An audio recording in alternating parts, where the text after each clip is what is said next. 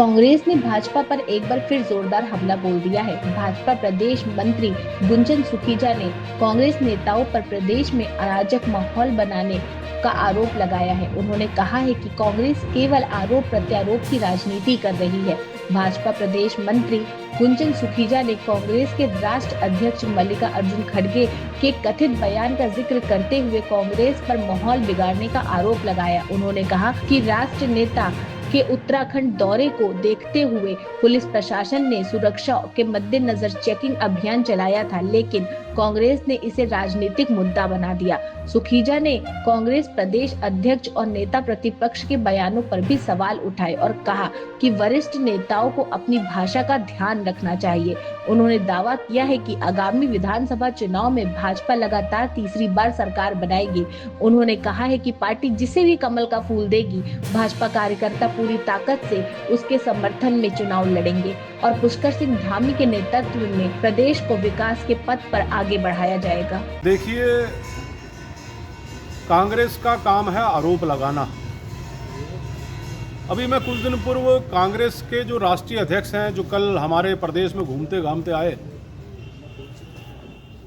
खड़गे साहब, उन्होंने कर्नाटक में एक रैली में ये कहा हिंदुओं के लिए कि ये हिंदू जब नजर आए तो उनका फन कुचल देना चाहिए। इस प्रकार का वातावरण, एक कहा जाए कि इस देश की सबसे पुरानी राजनीतिक पार्टी, उनके राष्ट्रीय अध्यक्ष इस प्रकार का वातावरण इस देश के अंदर बनाना चाहते हैं। यानी कहीं ना कहीं वो चाहते हैं कि इस देश के अंदर उत्पात हो, इस देश के अंदर इस प्रकार का वातावरण बने कि इस देश में गृह युद्ध जैसी स्थिति हो। कल उनका यहाँ आगमन था। स्वाभाविक है, जब इस प्रकार का आगमन किसी राष्ट्रीय नेता का होता है तो उसमें किसी भी प्रकार का इस प्रकार का व्यवधान ना हो कि यहाँ की सुरक्षा व्यवस्था पर एक प्रश्न चिन्ह खड़ा हो। इसको लेकर स्वाभाविक है कि कहीं इस प्रकार की सूचना पुलिस प्रशासन को मिली होगी, तो उन्होंने एक चेकिंग अभियान चलाया। लेकिन मैं आपको बताना चाहता हूँ कि ये चेकिंग अभियान उन क्षेत्रों में नहीं चला जो रूट प्रशासन द्वारा इन कांग्रेस के कार्यकर्ताओं के लिए तय किया गया था।